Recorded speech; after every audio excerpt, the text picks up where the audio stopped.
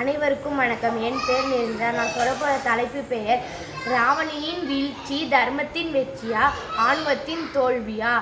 சூர்பனகை அண்ணன் பேர் ராவணன். ராவணன் சூர்பனகை கணவரை கொன்னுறாங்க. அப்போ கோமன் இந்த சூர்பனகை அண்ணனை ஒரு நாள் பழி வாங்கணும், அதுக்கு ஒரு நாள் எப்போ கிடைக்கும் அப்படின்னு சொல்லிட்டு நடந்து போயிட்டு இருக்கும்போது காட்டில் ராமர் இருக்கார். ராமரை பார்த்து ராமர் அழகில் மயங்கி அதுக்கப்புறம் ஒரு அழகிய பெண் உருவமாக மாறி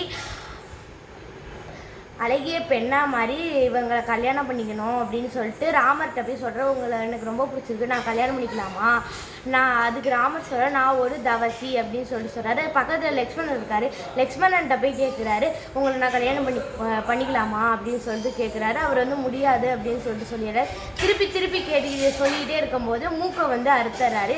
அதுக்கு சூர்பனகை ராவணன்கிட்ட போய் சொல்கிறாங்க, அண்ணா இந்த மாதிரி என் மூக்கை லக்ஷ்மணன் வெட்டிட்டான், அவங்களுக்கு ஒரு அழகிய பெண்ணை பார்த்தேன், அவங்கள கல்யாணம் பண்ணி வைக்கலான்னு நினச்சேன், அப்போ இவன் மூக்கை வெட்டிட்டான் அப்படின்னு சொல்லிட்டு சொல்லுவாங்க.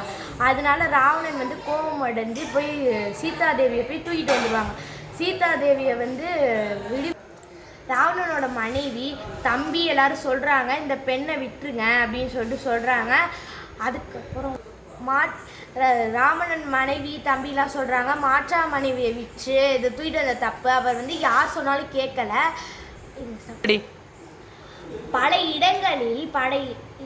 பல இடங்களில் அதர்மம் வெற்றி பெற்ற போதிலும் தர்மம் உன்னால் தோல்வி தவியது. ராவணனின் வீழ்ச்சியால் தர்மத்தின் வெற்றியாக மாறியது. நன்றி, வணக்கம்.